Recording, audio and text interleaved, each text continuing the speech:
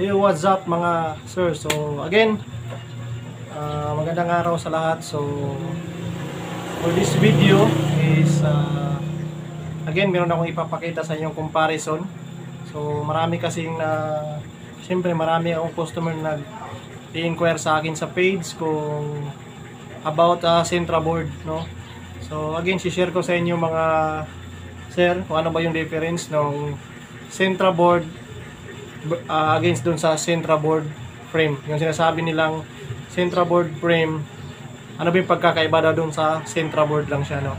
So again mga sir, sa hindi pa naka-follow sa aking page and sa aking YouTube channel, pa-subscribe na lang and then pa-follow din sa aking page, no, Rides with GC, and then sa aking YouTube channel, yung Rides with GC Vlogs and Friends, para sa mga bago nating upload and updates again sa aking mga darating pa na mga uploads.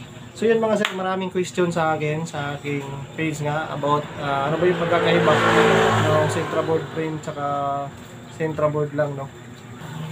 So ayun, ito ipapakita ko sa inyo yung basis to para doon sa mga darating pa na mga customers natin or doon sa mga gustong paggawa ng Sentra.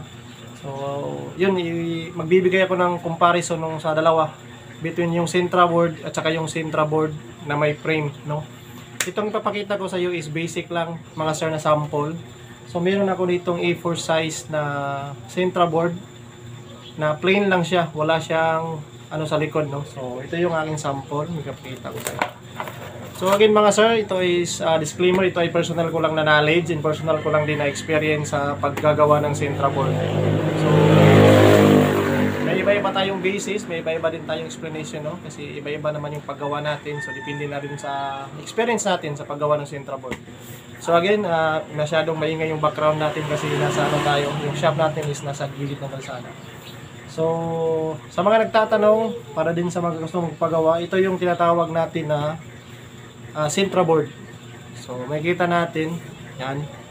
This is Sentra board na plain. So wala kang makikita dito na para siyang nakalagay na frame sa likod, no? So frame lang talaga to siya, oh. Plain lang siya.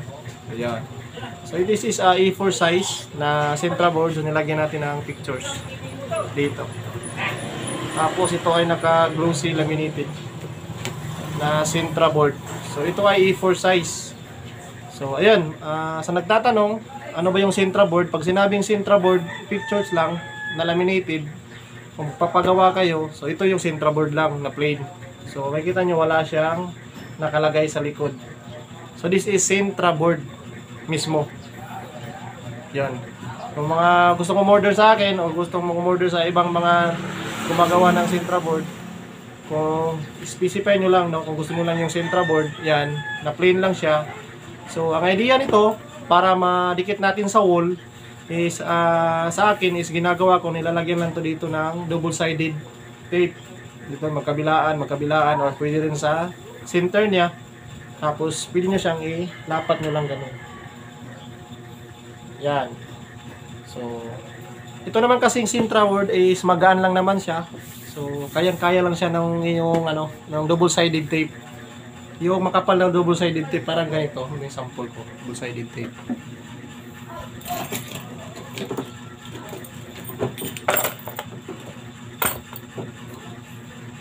So ito yung sample mga sir ng double-sided na ginagamit ko, yan. Pwede nyo mabili ito sa school supplies ata or sa National Bookstore. So mag-cut lang kayo nito dito. Mag-cut kayo kung anong gusto nyo laki. And then lagay nyo lang dito, yan, sa corner dito, center. Tapos tanggalin nyo yung Sentra board, excuse me, yung double-sided. So dikit nyo lang.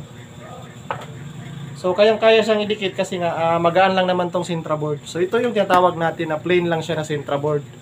Tapos kung mapapansin niyo medyo makintab siya. So 100% to siya naka-glossy laminated. So never to magbe-fade, no. And kahit mabasa siya, hindi madadamage yung ating picture natin kasi nga naka-laminated yan. So ito naman yung tinasabi nating Sentra board frame. So categorized ito. Ito yung ginagamit natin.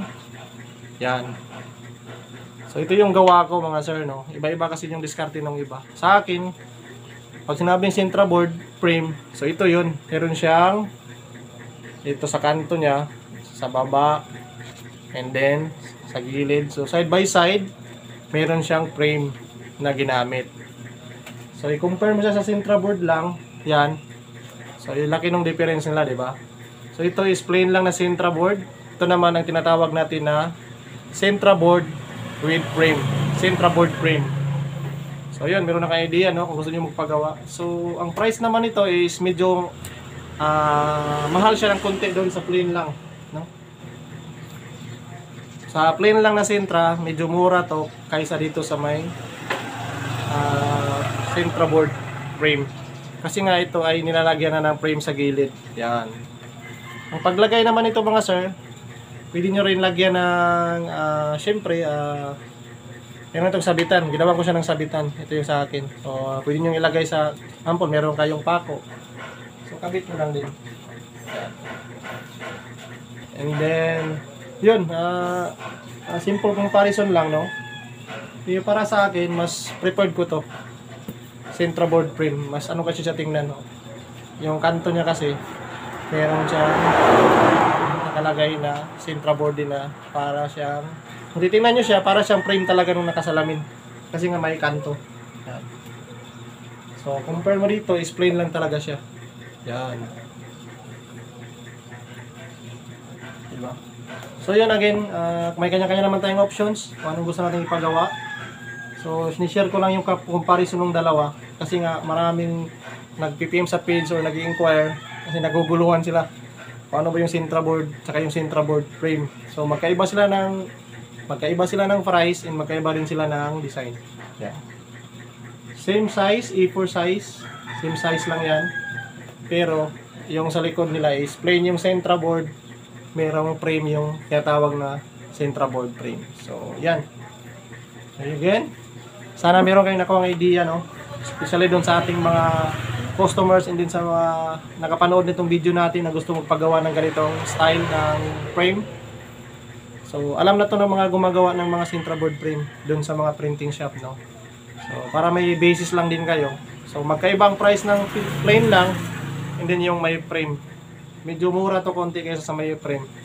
So yun, depende pa rin sa atin mga customers kung anong gusto natin ipagawa. Same lang naman sila, ganda tingnan, but meron silang difference sa likod. Yan. So yun, again, salamat sa panonood. Sana meron kayong nakuhang idea and siyempre knowledge konti about Sintra board. So iba-iba ito, merong A3 size, merong, depende sa gusto nyo ipagawa. Itong sample ko ginawa sa inyo is A4 size lang. Plain and frame. Yun. Same quality, but hindi sila magkapareha sa likod.